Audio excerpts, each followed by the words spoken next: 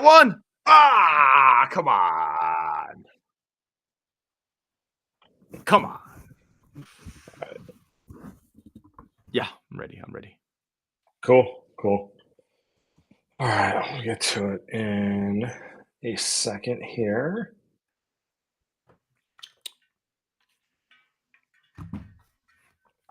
So we get to it. Did we do that? The message that we are live.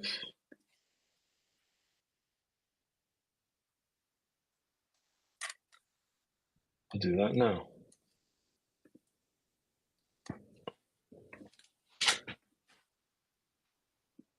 All right, for everyone joining on the old YouTube, it's time to get this show underway. Sam, make sure your mic is on the mic. Is that better? Make sure your audio is on the mic. Thank you. Oh, perfect. Okay, yeah, cool. No, it's good. You're good. All right. Audio, video fixed. Warriors not fixed. Presented by Prize Picks. Get $50 instantly when you play your first $5 with the promo code LightYears. Welcome. Andy, game 6 over. Everyone listening to this knows the result. I don't want to overreact, but that might have been one of the most disappointing losses since Clay got injured for me. I don't really know how else to put it with this team. I thought they should have won in 5 against this team. They had their classic no-show in Houston. Tommy and I kind of talked it over, and it was kind of like chuckles, like, you know them. They're gonna come out, but like I'm not gonna take it too seriously. They're gonna go home, they're gonna win, and blah blah blah. And there was a lot of assuming it's the Warriors. You've seen this for a decade plus, and you trust them to close it out. And then he comes to this game, slow start, Houston physical, but I didn't think it was anything I was unexpected. I didn't expect them to come out beating the tires off the brakes, whatever the expression is. And then that fourth quarter, they just got their ass kicked. I don't know what else to say. Like they're like, we'll dive into it, but disappointment. I trying to think as you were talking about a game that I was more disappointed in. I think that's the right word because given the expectations, like you can't be that mad about them like losing a playing game to the Kings. Like that team wasn't that serious. Like maybe I'll give you game 1, Lakers, Warriors, game 1, when the Warriors, if they had won earlier against Sac, they would have had a chance that game. So maybe that one, because at least they got to the second round. But Sam, this is the kind of disappointment that, even if the Warriors win game 7, and I know we'll get to like what our thoughts are for that game, I'm still optimistic, but like they're going to be way too gassed. And I think the fourth quarter was that was what happened. Like they were just too tired. I think that's the overall problem is that Steph and Jimmy are running out of gas and then everyone else just isn't good enough to pick up the slack. So, and the fourth quarter kind of showed, and it's hard to watch. And that's why, like, I can't blame them for giving the throwaway game on game 5 because they were never going to be good enough that night. So what do you want them to do? Play 40 minutes that night? Like that was the best that they could do that night. Tonight was the game that they should have won. And they went into the fourth quarter down 2 points. Like if you or I sat here, if we did this show after the third quarter, we probably would have sat here and our guesses for the fourth quarter would have been like they win by 7. Like I thought they would just win by 7. Like they're going to go in the fourth quarter. Steph and Jimmy are going to play the whole fourth and they're going to win this game. That's what they've done. And it's game 6. They're tired. And man, is that it? I don't know. But that's disappointing. I agree with you. Like they were helpless. They were helpless out there, actually. Yeah. One of the bigger tells for me is Steve Kerr constantly calling timeouts and changing the lineup because he doesn't know who to go to. You know what I'm saying? Like it's one of the I wanted to start this with I thought he got too cute pulling pods out of the starting lineup and going to GP2. But as I marinated on it over the last 2 hours. And I probably still feel that way. I think he probably should have stuck with Pods because I think he could have used someone who can do a little more with the ball than GP2. I don't know how much it matters because he has his I three get it. main guys. He's I got get it. Steph, you got Jimmy, you got Draymond. He has no trustworthy big. And so you're just rotating guards or small wings around that lineup. And they're all good in their own way. Like GP2, very good defender, good cutter, just kind of master of kind of playing off of Steph. Pods has really come into his own the second half of the season. Looks like a very good player. Moses Moody, the shot can be more consistent, but he defends. He's long. It's kind of like trending towards the prototypical 3 and D wing. And Buddy, he's had his moments this series. He can shoot the ball, but they're all kind of guys who are inconsistent. And That's the bingo. bigger thing Go is like, Quentin Post, unplayable in this game, Yep. as a rookie big should be. And he didn't have another big to go to. He didn't have anyone else to go to. Didn't want to go to Looney. They got to go to your boy, my boy, our boy. I thought they should have just went with him, but keep going. Sometimes you got to. That's the guy, man. Like I get it. He can't spread the floor, and he can't. Like his rebounding is kind of like blocked out with Steven Adams there. But that was the only issue I had with the rotation. Like I understood why they sat Pods. I would have just sat Buddy. Like just give me. I need the energy. I need the connective playing. I need like the small stuff that Pods does. Like, Buddy, I could just he can do off the bench, right? Just shoot the ball if he's good, play him. If he's not, don't play him. Like, arguably better Buddy off the bench. Yeah. Like I thought I would have done. Like I get like they wanted to get Steph and Jimmy involved, so I get it. And Pods isn't as good. Like he doesn't pass as well as GP2 or look to pass. But it's like, bro, like I agree with you. They needed that. It's just what the real issue is you said it. None of those guys are good enough. Like that's just a problem that they're always gonna have. Like none of those guys are like Clay's like the easiest example. We've rooted for this team for so long. Like he's just the easy example. If they run this defense, Clay would have had 30 tonight. It would have been it's classic Game 6 Clay. He would have had 30 tonight. They would have won the game.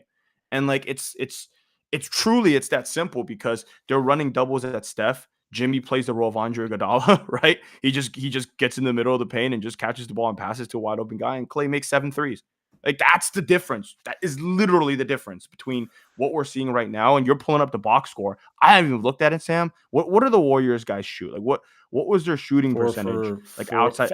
I know Steph didn't shoot well. Yeah. It was 12 for 48 when they pulled Steph. They hit 13 for 48. Yeah. That's what it is, right? Like Steve doesn't have that many options. Like I can bitch and moan about him playing Looney over post, but I agree with you. Like what's that going to do? Like what truly is that going to change again? Maybe, I don't know. Probably not. Like yo-yoing, Buddy Hield in there, GP2 in there, Pods in there. Like Steph just go get 40 is kind of like the only thing. Jimmy go get 35, right? That's what Game 7's going to. Well, they need like you either need to find a big to match the double big lineup, or you need to be able to shoot the ball to get the double big lineup off the floor. That's the fundamental issue they're running into right now. Houston's playing 2 bigs, which would have been a death sentence against better Warrior teams in the past. You run 2 bigs against the 2022 Warriors with Jordan Poole, with Klay Thompson. You're not, with Otto Porter, that's off the floor really fast. You can't do that with 4 guys who can shoot 40, who are going to shoot, honestly, 50% on wide open threes. And one of them will be wide open because of the defense you throw at Steph, right? This team doesn't have that level of shooting, but they also don't have the ability to kind of match 2 big with 2 big and just physically bang and then, kind of live with Steph shooting that way either. And I think that's the issue they're running into. That like it really is just it's a math question at this point. They've lost the last 2 games on the fact that Fred VanVleet's shooting the best he shot since the 2019 finals. And the Warriors don't really have any other offensive option. Like Jimmy's been awesome. I thought he was great tonight. I think he was the best player on the floor for the Warriors. Might have been the best player on the floor for both teams, honestly. Steph, I thought he played a good game, but he ran out of gas at a certain point because of the defensive game thrown at him. And then the reality is, because they lack size, they were begging. They needed the combination of Pods, Moody, Buddy, GP2, Post to hit like, I don't know, 10 threes. And I don't care if it's one of those like Moses Moody hit 6 or like Buddy hit 6 or 7, but they needed to get shooting out of those guys. And the reality is, I'm just doing this off the top of my head, Buddy 0 for 4, GP2 1 for 4. That's 1 for 8. Pods 2 for 6. That's 3 for 14. Moses Moody actually shot the ball pretty well. 3 for 5. That's 6 for 19. And then you throw in Quentin Post, 7 for 23. I mean, that's under 30% from kind of the role players you're counting on there. And I'm not even throwing Looney in and there. they're all wide, and they're all wide open. Like they're not shots that are heavily contested shots. They are completely wide open. And I think you go back to what you said though. Like that's probably the most important thing like we can take out of this game tonight in this series. Really is like the Warriors used to run these early big double big lineups off the floor. Like it used to be like, and I'll kind of. I got one take actually. It's like they used to run these teams off the floor. One, to your point, they would have made 45% from 3 today, win today by 10 points. But number 2, Draymond has been terrible this series.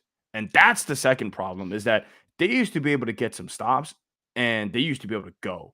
And Draymond used to be able to get some stops and they used to be able to rebound. He used to be able to generate something on offense, right? Right now, he's just a complete 4 more turnovers today. Probably should have had 8.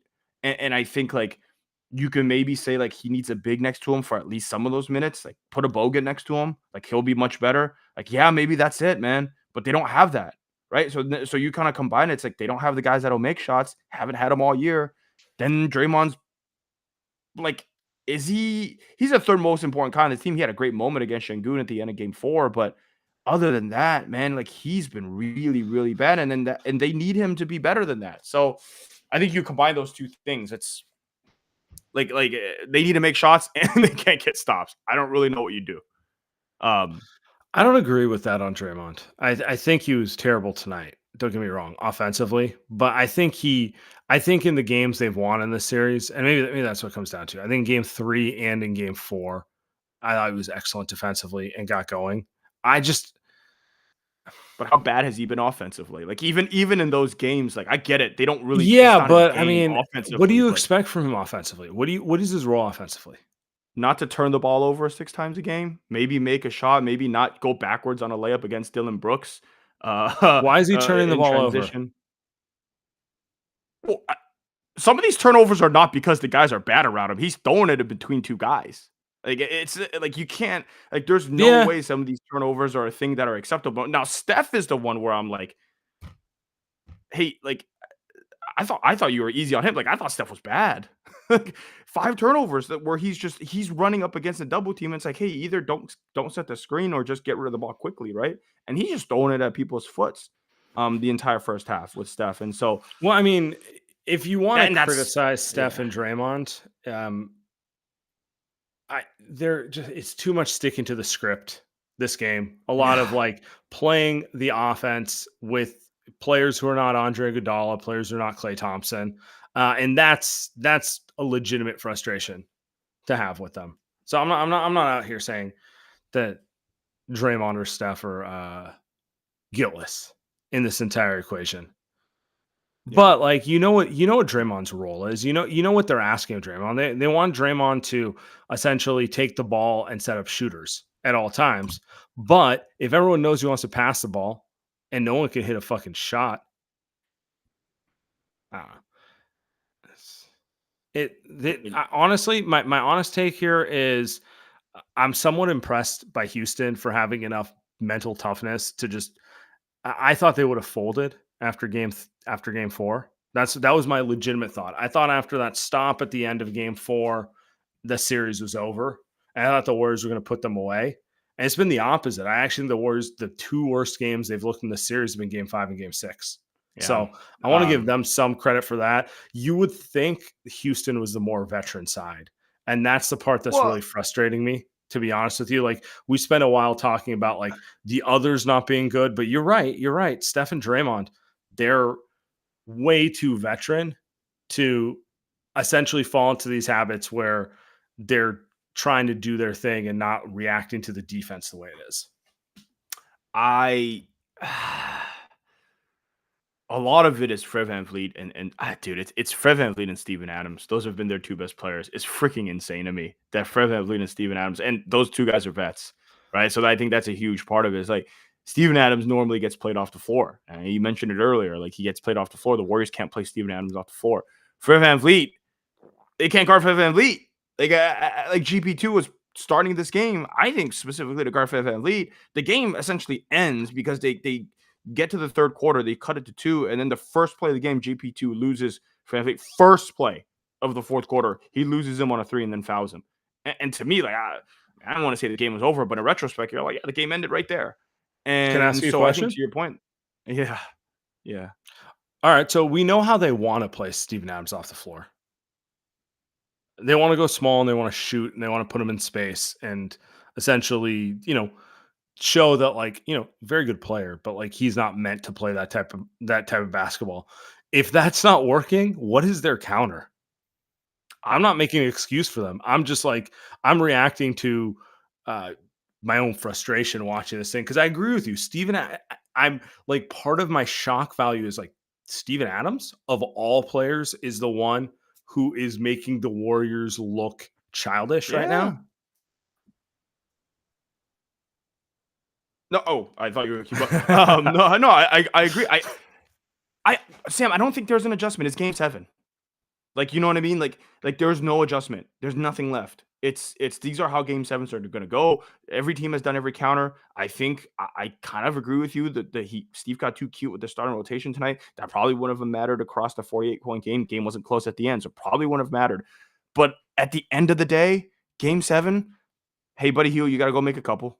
Pod's probably back in the starting lineup. You got to go make a couple, right? Like that. Moses Moody played well today. Can he go play well 2 games in a row? I haven't seen it. Like, you got to go make a few. GP2's got to make those corner ones. He made one today, right? Draymond Green's got to make a couple threes because you're going to be wide open for 40 minutes. And not telegraph turnovers. And so I think there's no adjustments. And like at the end of the day, this is obvious. Nobody listening to us, like they can say it too, but it's like, Steph, you're 37. You've got like 4 injuries. I don't know what's wrong with the thumb, but 29 points tonight, 5 turnovers, 6 for 16. You probably needs to go for 37, right? On Sunday night, he probably needs to go for 37. And I don't know how he does it. He just has to do it. He's getting doubled at the half court. It's just, I don't know, Steph. You know what I mean? Like he's just got to go find a way. It's really lame, but like honestly, it's as simple as they need someone else to hit shots early in the game. Just hit it. Yep.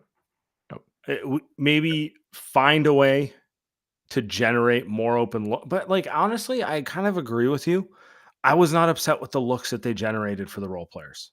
I thought they were mostly open. I feel like we're talking a different game if Buddy Hield or GP2 or Pods hits wide open catch and shoots. So maybe it's not simple. Like maybe it is as simple as like those guys start hitting shots. It changes the complexion of the game.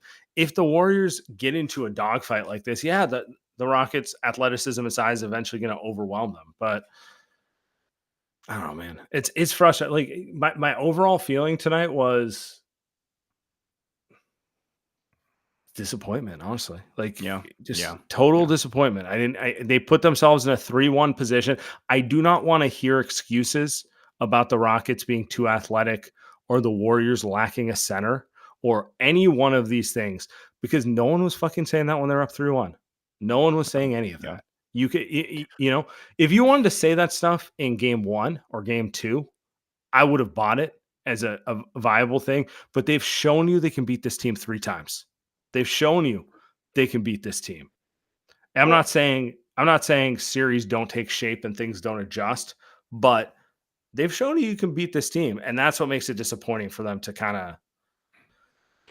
Well, what if because I was pretty angry watching the game, but the more I watched, kind of like you were saying earlier, like what if they're just old, man? They're just tired, and some of the role guys just aren't good enough. Like, what if that's just like I don't know if I can be too mad about that, right? Like, I think they're gonna win on Sunday because I picked the Warriors in either 5 or 7, and I kind of like lean towards 7 because I kind of I wanted to hedge, but like, what if they're just older guys, and Yeah. Steph, his thumb is fucked up, and I think the comments are calling it out, like, it's affecting his hand. Okay, fine, but he's still playing solid enough, but maybe not as good as he should be. Jimmy Butler's awesome tonight. Like you said, he was the best Warrior, but you can tell he's hurt, right? And then on top of that, it's like Pod's in his first postseason. Quint Post, man, like rough. You know what I mean? Looney can't play. Buddy healed. You know what I'm saying? Moses Moody's, one game good, one game bad. Like, what are that? Like, I don't think that stuff is going to change. Like, I that's the part where I can't be too frustrated. It's not like I'm sitting here and I'm like, No, all you can really point to you know what is I like mean? our guy's Right? gonna shoot the ball better next That's game. it. Yeah. Like, I can't be like, oh, they played like under what they are, because we've watched them, Sam, for so many years. This is it does it surprise you that Buddy Hield went 0 for 4? No, right? Next game, Buddy Hield might go 5 for 10 again from 3. Like, it doesn't surprise you, right? GP2 went 1 for 4 from 3 today. Like, does that surprise you? No, like, that's what happens with these role guys. And so the more I think about it, the more I'm just like, this is kind of this team. And it's game 7. You're always going to take Steph, right? You're always going to take Steph and Jimmy in game 7. I think that's the other way to look at it. But if you're to, kind of now, if we want to move on and, on Sunday night, we talk about the second round, then yeah, I mean, it's probably not great, but yeah, the comments put it up, but that doesn't matter. Let's get to some goons in a minute, but Okay. let's pay a quick bill. Quick bill or two. If you're okay with that, guys. I did not win on my Prize Picks play tonight, by the way. I'll just throw that out there. Not happy about that either. You want to go first? Oh, okay. I thought you wanted to do Price Pick. I'll go first. Light Years Podcast. We are brought to you by Lucy, 100% pure nicotine, always tobacco free. Lucy Nick Breakers are nicotine pouches with an extra surprise. Each pouch holds a capsule that can be broken open to release extra flavor and hydration. Set yourself up with a subscription. Have Lucy delivered straight to your door. Check this out, Sam. You guys know my favorite flavor. Anything fruit inspired is my favorite flavor. I got a berry citrus here. 4 mgs. They've got 16 capsule pouches. If you guys don't know how to do it, I'm not gonna do it for you right now, but you just take this thing out. You know what I'm saying? Just put it in your lip. Enjoy. Anything with that, I'm good with. Let's level up your nicotine routine with Lucy. Go to lucy.co/lightyears. Use promo code lightyears to get 20% off your first order. Lucy has a 30-day refund policy if you change your mind. Again, that's lucy.co. Use code lightyears to get 20% off. And here comes the fine print. Lucy products are only for adults of legal age, and every order is age verified. Warning: this product contains nicotine. Nicotine is an addictive chemical. The Warriors lost, but I did not lose on Prize Picks today. Won with my Steph over and my Jalen Green underline. So, there's a silver lining to everything. Season going up in flames, everyone miserable. But I won $60, which is all that matters in life, guys. Springtime is here, and baseball season is officially underway. Don't miss your chance to add your favorite players to your Prize Picks lineup. And with the basketball playoff push here, now is the time to join Prize Picks, the best place to cash in on your favorite sports. On Prize Picks, you can mix and match player projections from different sports, combine your favorite baseball players with players from basketball, hockey, esports, and more. Prize Picks is the best way to win real money this summer. Guys, it's very simple. You make your picks. You pick more or less on 2 player stats for your shot to win. Download the app today. Use the code LIGHTYEARS to get $50 instantly after you play your first $5. That's code LIGHTYEARS to get $50 instantly after you play your first $5. Prize Picks, run your game. Do you have any thoughts on like just gut check thoughts on an adjustment for Game 7? Is there anything that comes to mind off the top of your head? I think. Well, first off, you gotta get Potts back in the starting lineup. I would bench Buddy. I'm good with GP2 in the starting lineup. I like him. Hard foul kind of got my juices flowing on Amen Thompson. Clean, by the way. Very clean foul.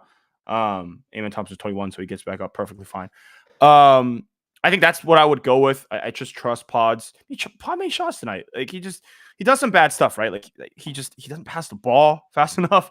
But like, dude, you don't got better players. Start the guy. So that's one, Sam. Number 2, like, not sure I understand the way that they're guarding Fred VanVleet. Like, Fred VanVleet is not a bad shooter, They're daring him. You know what they're doing. and he's beating him. And I Mhm. think it's 3 games now that he's beaten them.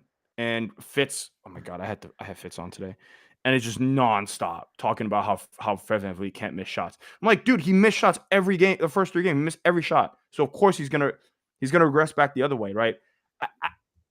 Can you just play him straight up a little more? You know what I mean? I get they can't necessarily trap him because he's Fred VanVleet. They get it to Şengün, things get easy, but like they should have an easier time against his starting lineup better than they do. So that's what I would do if I were making changes. Eugene, what's up, man? Sup, boys? You could have started this pod right after GP2 fouled Fran VanVleet. I'm saying the game was over then. Yeah, The game was over then. there's a lot of bullets I can get off. Like one of the main things though, and it is a question to start the discussion. If we have Cam Johnson, does this even go to 5? Does this go to 6? Like, my whole point is like, we trade for Jimmy and Kuminga sitting there, and I get it, like it's Lacob's pet project, but if you're gonna go all in, just like pull the trigger, man, because this was bound to happen. Steph's coming off an Olympic run, thumbs busted, but that happens with Steph. So watching this, it's kind of like one of you guys mentioned, like, what can we do? I don't know what else we can do. Like, what else can we do? There is one dude not playing, and we've seen him play. Probably not going to work. We could have flipped him for something. So that's frustrating to watch. And like I think Andy mentioned it. Like this team's just old. Like even when we won Game 5, like that was vibes were high, but I was like, we honestly should have lost that game. Like that was the vibe I had, But it's Game 7. Like I don't know what would happen.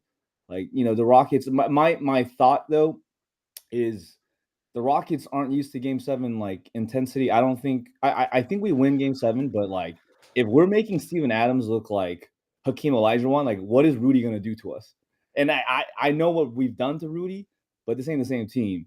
So like that's also on my mind too. But like my main thing is I can't go out on Rudy. That hurts too much. You rather go out in Game 7 than go out on Rudy. That's yeah. I can't have I'm like maybe the last Draymond apologist. I can't have Rudy Gobert flexing on top of him in an elimination game. It would hurt me, and like I might cancel the pod for 2 months. Can't you see Rudy doing a night when he does that too? Oh, see, that's the problem is Steven Adams wouldn't do it because he's not corny, but Rudy Gobert absolutely would do it. And it would make me so angry. No, Steven Adams is like Steven Adams cool, It's like that guy's cool, but yeah. Here's another thing too. Like we haven't talked about it all. Like, does this series end in 5 if Jimmy's not hurt? Like that's the other thing too. Like like it's obvious he's playing at probably less than Steph. Again, end of the day, like it is what it is. He's playing. He had a great game tonight, but. Maybe, but I also think Eugene's point's a fair one, which is, the player who's supposed to be in the rotation is currently being DNP'd right now. The most predictable shit ever, given the Jimmy Butler trade. They could have just flipped him at the deadline for a guy who they could use. I've been trying to avoid that conversation. Obviously, I agree with you, to be honest, but like I've been trying to like just live in the moment and deal with things that I can't control until then. Yeah. So but yeah, it's frustrating when you see a player the organization constantly tells you is the future not get on the floor, and he probably shouldn't be on the floor. But they could have easily flipped him for a guy who could help them to be all in. Yeah. And last question. Andy did that awesome tweet of, we might see Kuminga Game 7, and that'll be fun. My question though was like, dude, the third was going nowhere. Why not just throw him out there? Like, what else would you have going? So like, Steve's been confusing too. Like, I get that Kuminga's kind of in the doghouse, but like, I'm not a Kuminga fan. But if you have him and you're being out like athlete, put him in and just see what happens when nothing's going your way and the game's still there. So that's all I got, boys. Yeah, appreciate you, man. Yeah, thanks, brother. We got the old school Warriors logo too, like it's OG, baby. I think It's game 6. You're at home. You want to win the game. I don't know if I can disagree with Steve going away from Kuminga when he just hasn't played, and when he has played, he hasn't been good. And then he has a quote after the game, and he's like, "Yeah, 100% Kuminga might play on Sunday." And all I could do is laugh. All I could do is laugh. Just like when we talk about Steve isn't an in-game adjustment guy. Like Steve isn't doing anything different in game. Steve's adjustment is pre-game. The adjustment was to start GP2. That was the adjustment. If you want to play Kuminga, Steve starts Kuminga to start this game. That's the way Steve coaches. Just do weird stuff, man. Not playing Maxi Kleba in the middle of a game. Mean, you know what I mean? There's also the point too. They were down 2 at the end of the third. Right. That's actually what made this game the most disgusting and annoying to me. The worst part of it was the fourth quarter. They weren't down 15 all game, kind of chasing it and like not, fake comeback. Because if they were in fake comeback mode, I'd be like, just throw Kuminga out there, see what happens, But they actually were. I thought at the end of the third they were going to win the game. I thought they had a very realistic shot, and then it slipped away. So I don't really know where they had an opportunity to throw Kuminga in there, honestly. Well, when they were down 30 in game 5, but he was sick, so. Well, yeah, but no, I'm joking. I'm like, that's, sure. It's just been that type of year for him. Even when he should be playing, he's got a migraine or something. I don't know. All right, next one. Seafood. Yeah. Oh my God! Don't freaking remind me of that sewer infested city. Good Lord. Oh Lord. I am disappointed in everyone top down, mainly Steph, because not only did we start 1 for 16 at one point, it's just the fact that whenever we were in a zone, he would have Sengun on him multiple times, and either he didn't want to get the ball or the Warriors didn't want to swing the ball to him when they had Sengun on him, and he could just clearly blow by him, and they don't do anything. I just don't understand. Like, we can't beat a zone with Sengun as the main guy on Steph. Like, is this the reality that we're coming to now? Like, at that point, everything is on the table at this point. The more we talk through it, the more I really think the answer is as simple as hit some damn threes. Yeah, and that's actually right. It's actually clearly, but we're ultimately relying on a bunch of 11th men at this point. Buddy Hield, God bless him for games 3 and 4. What are you gonna do? Yeah. What are you gonna do though? What are you gonna do? Like we can't. My point is that's the point. That's kind of why I feel like so helpless and annoyed by the situation. I'm like, all right, they don't really have an adjustment to match size. They don't really have an adjustment to generate offense a different way. I don't necessarily hate the looks they're generating. Dude just got to start hitting them. Like that's really all it comes down to. Thank you.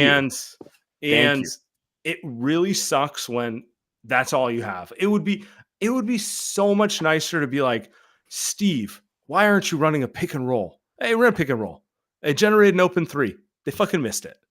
Like there's not obvious tactical adjustment. Like maybe there's things they could do to generate quicker threes.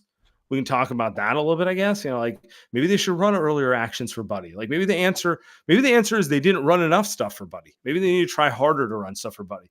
But like it all comes back to the same thing, which is you can't match this team's size. You got to hit shots to make them play small and then see what happens from there. And to your point with that, the adjustment was at the deadline. I think that's the more frustrating part about it. Is like we are seeing Aaron Nesmith hitting 50% on threes for the Pacers, and everyone was scoffing at that idea before trading him for Jonathan Kuminga. But at the end of the day, whether or not they win or lose, yeah, we gotta be realistic. I mean, I mean, Nesmith is kind of no different than Pods or Moody, where it's just like he's just as prone to miss shots for 3 games in a row too. At that point, we're just playing. It's just one other body that can potentially play instead of like having a DMP. That's the point I'm saying. Like we should have just done something at the deadline. I do give credit for getting Jimmy, but this is more so like a 2 to 3 year project. I don't disagree. I don't disagree with you.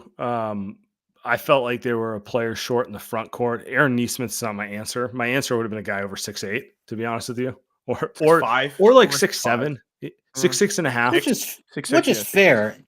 It's just But more like, frustrating I that get what you're we're saying. just running out bodies. Yeah, we are.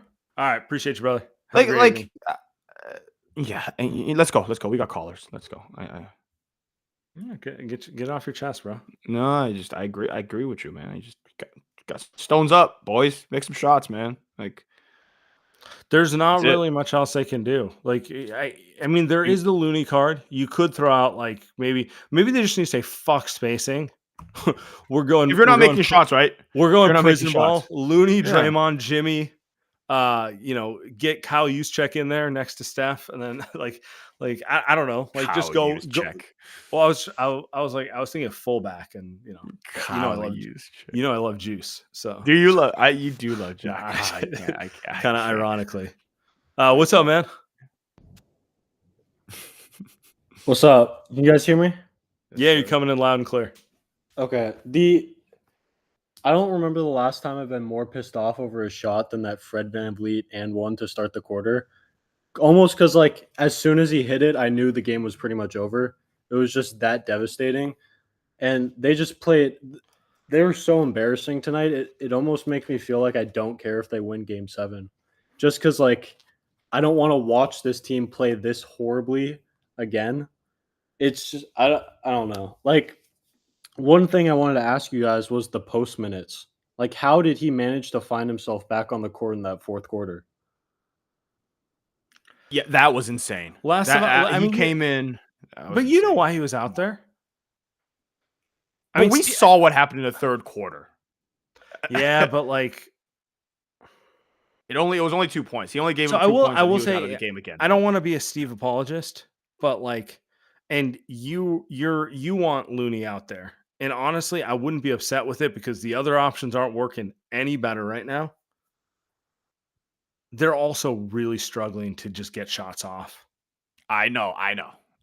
So not saying they win. Not saying they win if they bench post, but I just, if I'm gonna go look Houston had it. They like by game 6, they've made a clear determination. That guy's on the floor. We're driving right at him.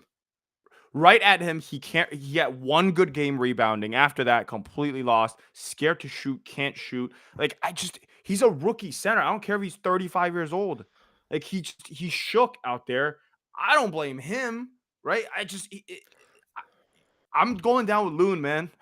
I'm gonna go down with Loon. Like, give me the goon lineup. You know what I'm saying? I'm with you. Like, Loon, Draymond, Jimmy. Fuck it. You can't shoot anyway. You might as well try to playoff defend. Jimmy, like kick out jumpers that you're like, I haven't seen you hit this until today. Yeah, bro. Give me Draymond or Looney getting the ball on a double team, dribbling to the free throw line, passing to Draymond, who passes it back to Loon, who sets a screen for Steph, who then shovels it to Steph to shoot a 28-foot contested three. Give me that. At least they can defend on the other side. At least they can get a rebound. You know what I'm saying? At least if Thompson or Fred VanVleet is going at Looney, he might get a stop. With post, bro, like, there's no difference between me guarding Thompson or him guarding Thompson. He's scoring. Like, it's I can't do it. Just give me Loon. Pat Spencer's answer. Pat Spencer is freaking awesome. Pat Spencer comes in and goes right at Şengün. Right at him. He's quick. He can finish. He's athletic. Like, I love Pat. I love Pat. That's the guy that should be playing. The story is going to be about, does Kuminga play in the next game? How can you bench him? All that sort of stuff and so whatever. But the answer might be just throw Pat Spencer and Guy Santos out there for a few minutes. See what happens. See if it changes the flow of the game. I think that's the other part of it. Also, I understand Steve probably doesn't trust his bench, but like they're also not playing everyone. They're playing very few players out there too. Can't believe we're saying this about Steve. Can you believe that? 2025, we're talking about Steve not playing his bench guys. I won't disagree with you. I think it's funny. I think it's ironic. It's where we're at right now. It's where we're at, man. Pat Spencer. Can we get Pat Spencer on the court, dude? I freaking love that guy. I might be a Pat Spencer stan account at this point. That's where we're at. That's. I mean, Game 6 would have been the time to try it, but like they really could use someone who just brings different energy, mixes it up in some capacity at this point. I don't know. He can dribble the ball. He's fast. I think I gotta do another read before we go to the caller, Sam. What do you think? Or we wait till the next one? All right. Light Years Podcast, we are brought to you by LinkedIn. As a small business owner, you don't have the luxury of clocking out early. Your business is on your mind 24/7. So when you're hiring, you need a partner that grinds as hard as you do. That hiring partner is LinkedIn Jobs. When you clock out, LinkedIn clocks in. LinkedIn makes it easy to post your job for free, share it with your network, get qualified candidates that you can manage all in one place. At the end of the day, the most important thing to your small business is the quality of candidates. And with LinkedIn, you can feel confident that you're getting the best. So you can post your job for free or pay to promote. Promoted Jobs gets 3 times more qualified candidates.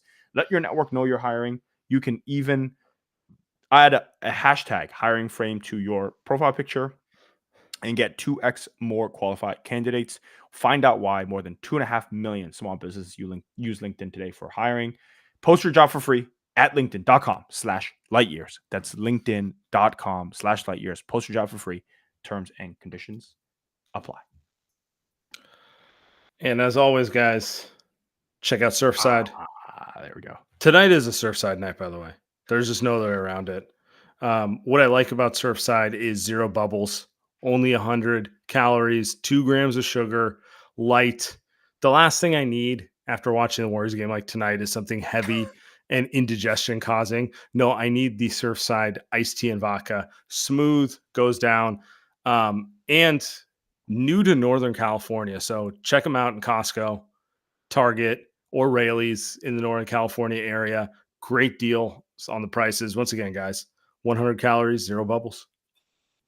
Tonight is a Surfside and Lucy type of night, Sam. Just pop in a Surfside. Oh yes. Oh yes. You know what I'm saying?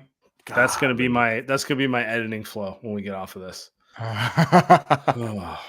right, let's get to a few more people here.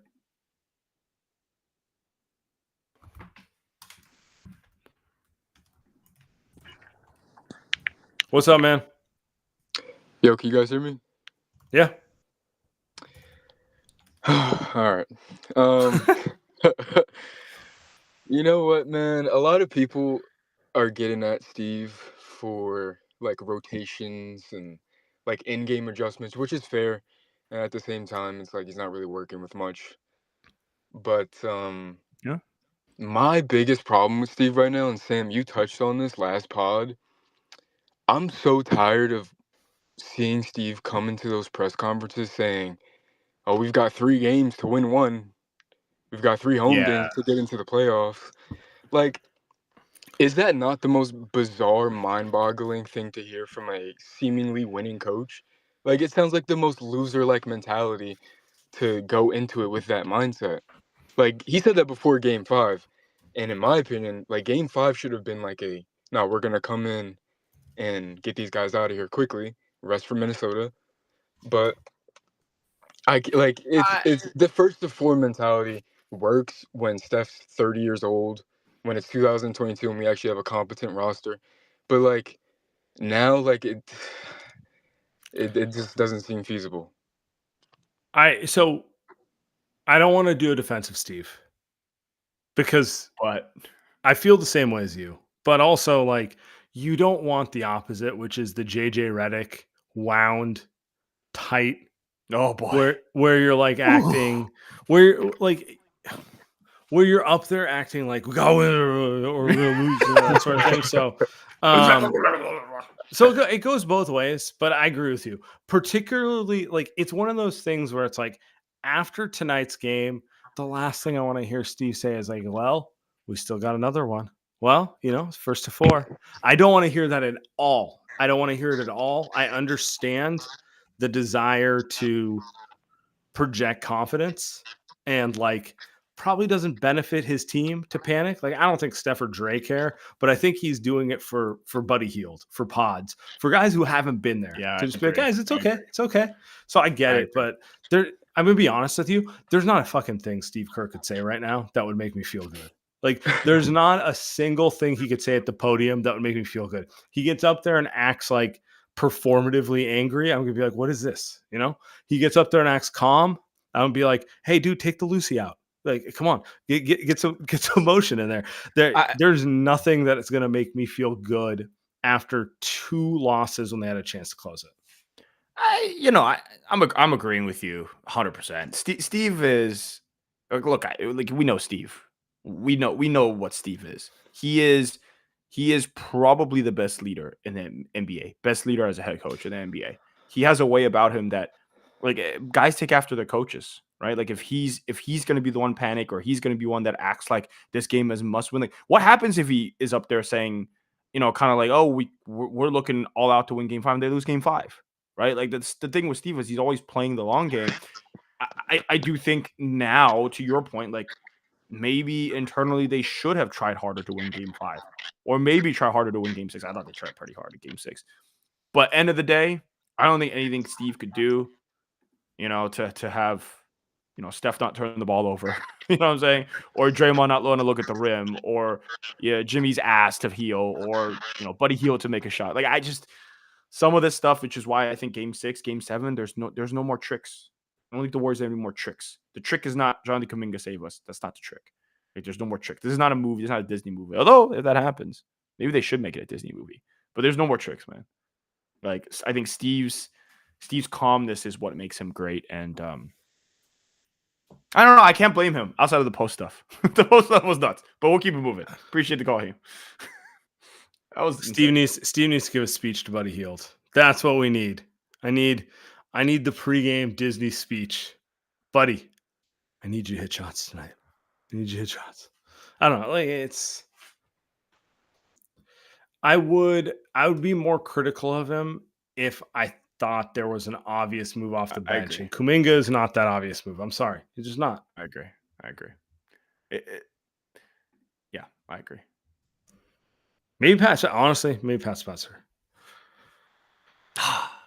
You get me. Perfect time for me to join. Because I disagree with you, Sam. And it's not about Kuminga specifically. So I was just looking this up. Can you guys guess what GP2's plus minus is through this series? Including his best game, which I think was game 3 or 4, maybe. I think one of those 2. But anyway, the total plus minus, including today's game? Well, he was freaking terrible in game 6 when game 5 when they got blown out. So I'm going to guess minus 20. Minus 46. Okay. Yeah, so my point is that how much worse do we think Kuminga could have been than this? And a larger point than that is I'm reminded of what MT said after. I mean, I disagree because after I remember, and I'm not talking about Kuminga specifically. I'm talking about the decision to completely freeze him out because you end up losing the only athletic guy on the team that can go against a team that's super athletic. And it's not just me. What is he going to do? What is he going to? I don't care. What is he going to do? Just like I'm not saying he's going to do anything different. I'm saying it's not about him. Yeah. I get it, but we are on the verge of losing a 3-1 series. I mean, I don't know what's going to happen in game 7. And if that's the case, then why is he saying now that Kuminga might be in the rotation game 7? So either he's admitting that he was wrong to completely freeze him out, or that was, he's just either bluffing or he's extremely desperate. He's said Kuminga's an option for every game this series. I think he's gone up there and says Pat Spencer's an option for every game this series. I saw Kuminga defend pretty well in the second half of game 3. I think he defended pretty well in the second half of game 3, at least for a couple of possessions. And we just saw GP2 give up and this is not against GP2. I love GP2 because I have been a massive fan of him and I wanted him back ever since we traded for him. The major or the bigger point is that we always try to think about these macro decisions, and yes, in the long term, I definitely agree him being off this roster is best both for him and us.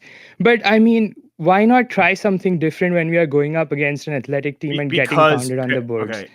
Paratosh, because they had the best defense after they traded for Jimmy Butler, and then they ran up to a 3-1 lead. That's why. They did not. But the 3-1 lead, one of the games. So see, my point is that I'm not talking about in game 4. No, I'm not talking about game 5. Let's say game 5. I'm saying when you are desperate, why not maybe try something different right now? They're not desperate until right now. Like, they were never desperate. They were desperate. were- The fourth quarter was when the desperation started. You're not throwing him out yeah, there. so that's my point. Like, maybe the fourth quarter would have been a better time to throw him out there if they were that Maybe. desperate than game 7. Maybe.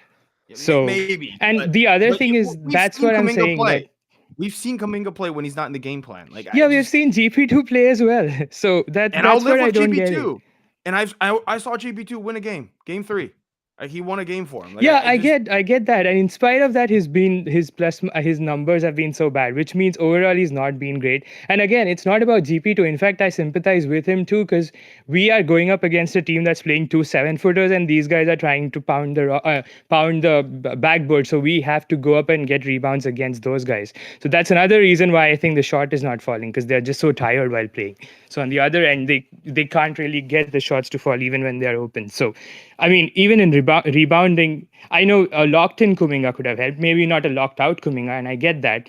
But I'm just wondering, why not try something different? And that's kind of like where I always end up differing with you guys. And that's fine. It's individual person's opinion. But I just don't think now it makes sense to throw him out there in game 7, honestly. Now, if you've gone this road, you just go out with what you decided with. And no matter what the desperation is, because like it's not going to help the team, it's not going to help Kuminga either. So I don't know what we are doing trying to play him in game 7. They don't. I guess just one last thing. What I hate about these Kuminga discussions, Paratosh, and you need to hear this, is the way you describe Kuminga is not reality. The way you describe him is the idea of him. He doesn't rebound the ball better. Sure.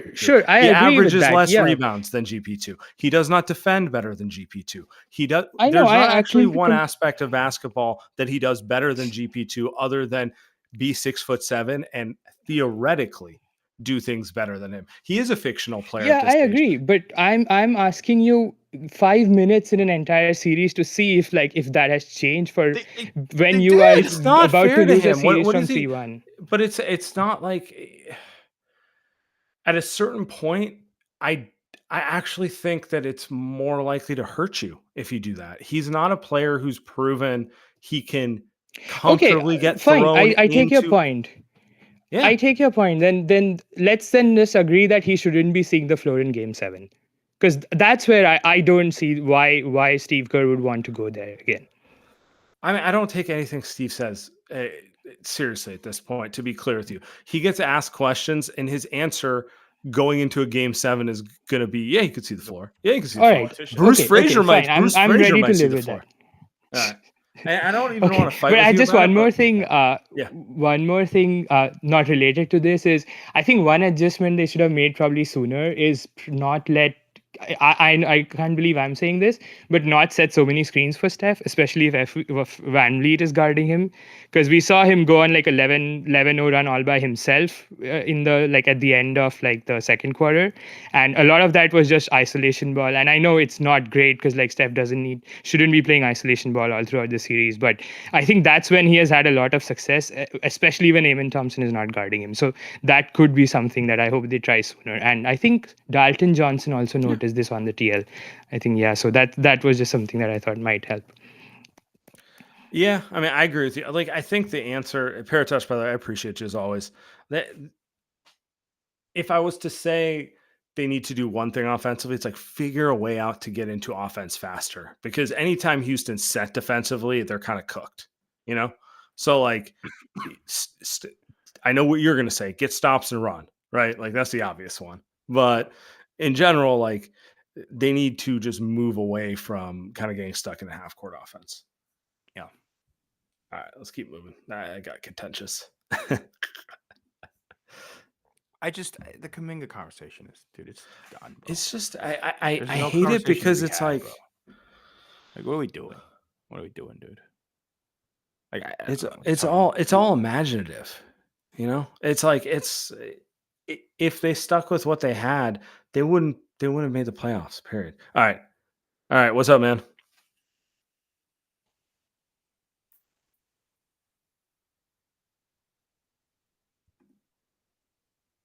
Unmute yourself.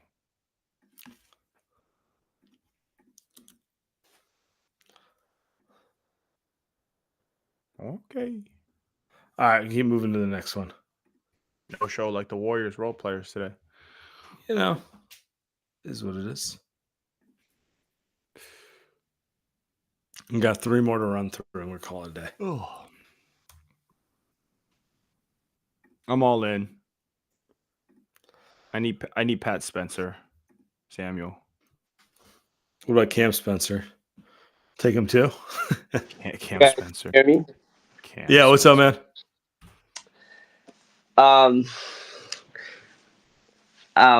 So basically, I've been a Warrior fan since 2015.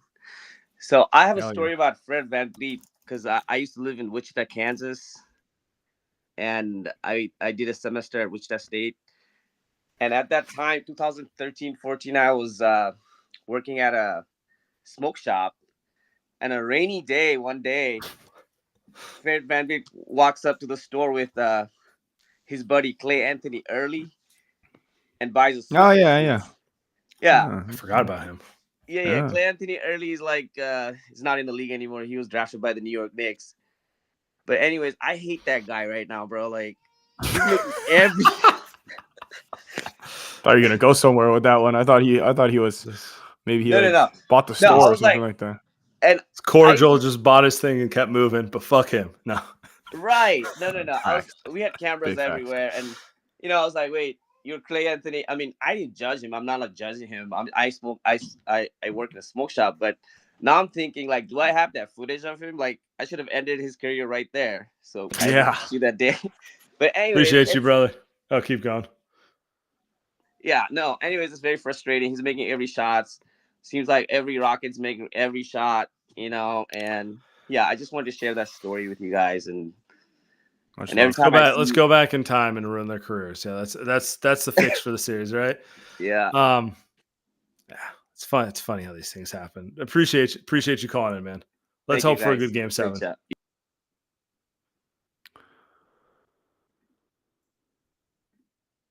Hello there. What's up? What's up, Alex? You know who can rebound the ball on the Warriors? Guy Santos, your favorite. That's true. Yeah, I mean he's a big body, so I mean, he just got garbage time minutes tonight, which was a little weird because I feel like in every other game he's at least gotten a couple spot minutes in there. But yeah, I don't know. Just size is a problem, and honestly, I don't know if you guys felt this way, but I felt like Steph just didn't go to the hoop hardly at all. Like I know Steven Adams was in there, but just felt like he was allergic to going inside. Whereas when we have success, he is. I like this point, and I actually Fitz brought this up, and I Fitz is Fitz, but this team they don't go to the rack enough, and part of it is they've got 2 guys that can really dribble and create, and that's about it. And you watch Pat Spencer. I'm not saying Pat Spencer is his freaking solution, but what Pat Spencer does is he goes by his guy, he goes to the rim and he finishes. Like the starting lineup, Adams isn't in it. It's Şengün at the 5. Exactly. I like the wheels turning here. I can just watch you. You're like, it's fucking cooked, and then an hour later, it's like Pat Spencer's the answer. No, it's just like we're so back. Go to the rim early, right? Like go to the rim early, force them to make an adjustment, and then Steven Adams gets in, and then you go to the outside shot, and hopefully you get layups falling, get the gears turning for the players, and. I'm starting Pods, Pat Spencer, and Quentin Post, and I'm calling him like exciting. Quentin Post, I'm exciting White's lineup, and I'm benching Dre, and I'm putting Steph and Jimmy Butler. I'm playing 3 White. But I think you're right. They're just the Rockets are aggressive. They're a very aggressive team, and they're out aggressiving the Warriors right now because the Warriors don't have enough guys that can be aggressive. Right? You just. Yeah. Keep going. Sure. I don't hate the idea of Pat Spencer or Guy Santos. Just one of these guys who, like, you know what? They may get 6 fouls in 6 minutes, but you're gonna feel them. You're gonna know they're on the floor.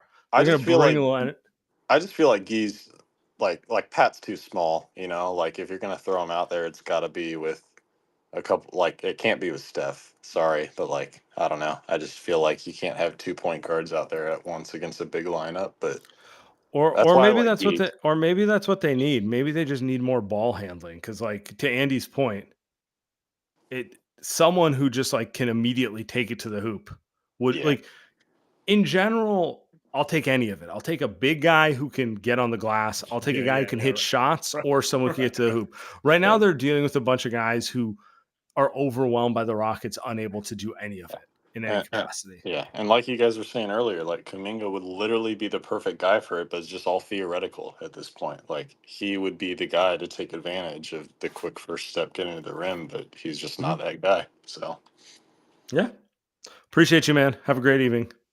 Last one. Let's get our guy. The worst part. JPZ up here. Okay, JPZ. Let's go JPZ. Oh, keep going. Say what you're saying. I just, the worst part of the Kuminga stuff is always like, if you play him more minutes, he's going to play better. Like, dude, that should be your first line. That's a red flag. I'm sorry. Like, that's anybody that has ever played sports. Like, you know what I'm saying? Don't make no damn sense. All right. What's up, man? JP. Hey, it's my first time calling, but I've been listening to you guys for like probably 2-3 years now. Hell yeah. Appreciate it, brother. But I don't want to be the one that brings everyone down here, but 0-7. I don't know if we're gonna go very far, because if we win on Sunday, we're definitely laying an egg on the first game. Yeah. And I don't know.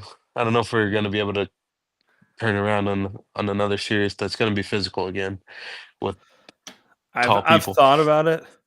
I told myself I wasn't even going to bother with that, because there's no point to bother with it if you can't get past the first one. But like, for sure, you're right.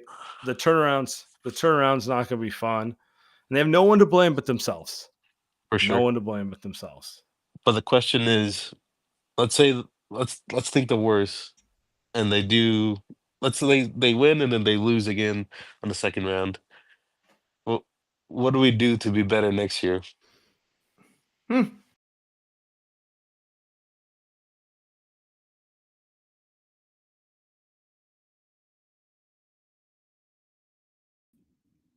you just kill us, Sam? No, I didn't. Oh, what happened? All right. Maybe this will be the last. We'll take that. This is the last one then. Maybe it was an accident. I apologize. But yeah. Maybe that was me, actually. No, I don't think I can. Anyway, he said, what could the Warriors do better for next year?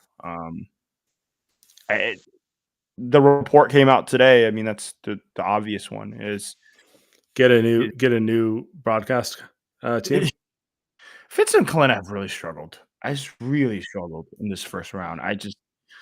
Sam, it is hard to listen to, and I really dislike national broadcast now. Like, it just, I miss Jeff Van Gundy and Mark Jackson, if you can believe it. I just, I'd rather have those back.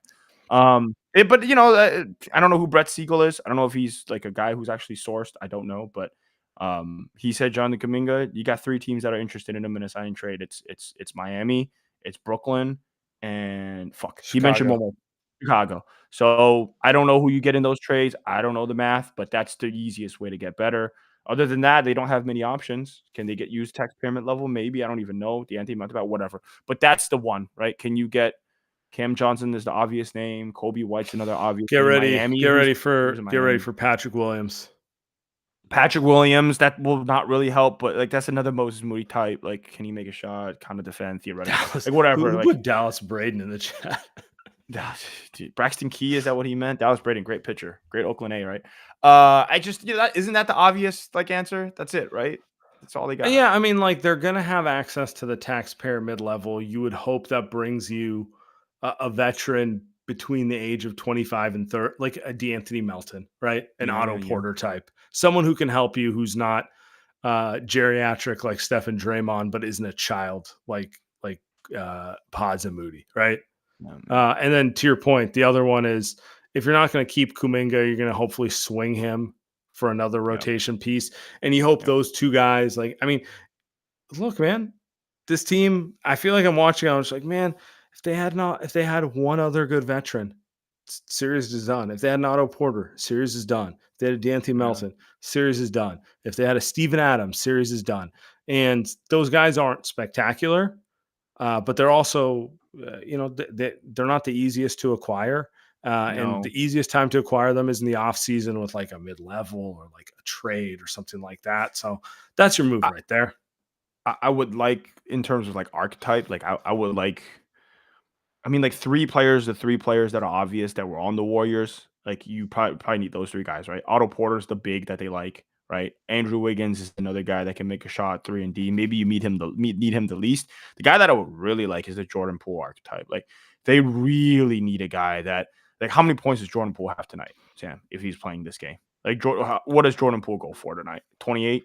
You know what I'm saying? Like, yeah, maybe or does he look like Jalen Green out there where it's like whew. No, we've seen Jordan Poole in 2022. I know I was really down on Jordan Poole at the end, but I think if you were to ask me, it's a fun question. I think if I could have one of those 3 archetypes, it's the Otto Porter type because to me, the just lack of front court help is probably the biggest thing.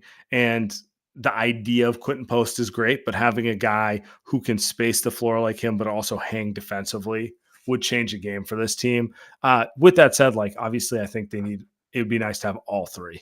But yeah. How about, I mean, you mentioned the 4th one. I mean, like, what about another big? Like, just another big. Can we not spend next season like watching Draymond Green and Jimmy Butler at the 5 and 4? Like another Quentin Post, right? Like a vet version of Quentin Post. Isaiah Stewart. Isaiah Stewart's not a bad name. I mean, look, Steven Adams. He can shoot it and he'll be a goon. So yeah, maybe they need that. But like, you know, like Steven Adams really good. Like they got him off a discount because he was hurt. He's not going to come in the Warriors because they don't have money to give him. But like, can they get like somebody like that that'll just be a big that can like so the team doesn't wear it down? I don't know. It's early. We're not doing this yet, but they still got Big Loon comes back. Loon comes back. Loon's coming back. He's not going nowhere. He's coming back. Number 5 is a special man. He's playing game 7. 25 minutes in game 7. Book it. All right. We'll see everyone here Sunday. Hopefully it's a better